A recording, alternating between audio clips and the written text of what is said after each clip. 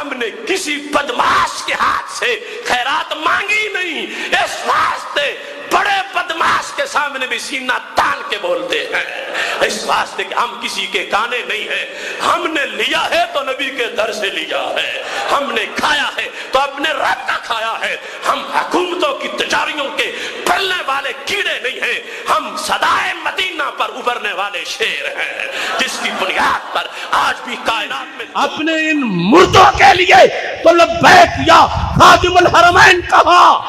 اور اللہ کے رسول علیہ السلام کے لحاظ سے تمہاری زبانوں میں کیڑے پڑ گئے، میں ببانگ دہل کہتا ہوں تمہیں لبیک یا خادم الحرمین مبارک ہو، مجھے اور ہم سب کو لبیک یا جد الحسنین مبارک ہو۔ تمہارا مذہب روزانہ بدلتا ہے، قبر پرستوں کا کھڑا ہوا نعرہ لبیک لبیک لبیک یا رسول اللہ۔ میں آج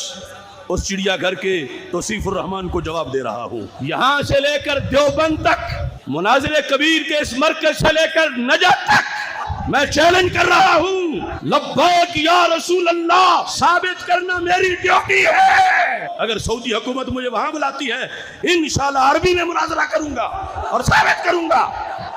کنجر بھارت سے پہنچا تو اس کے پنجوں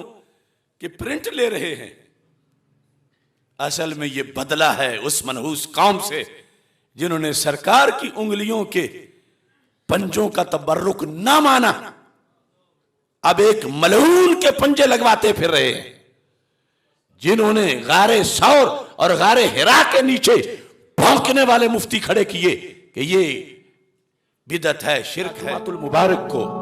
وہ حرمین شریفین کی سرزمین سینکڑوں کنجر اور کنجریاں ناچے، 80,000 سے زائد تماشائی تھے۔ اس سعودی حکومت نے، آل سعود نے میرے رسول علیہ السلام کو اتنا ستایا کہ شاید تاریخ میں کبھی کسی نے اتنا نہیں ستایا۔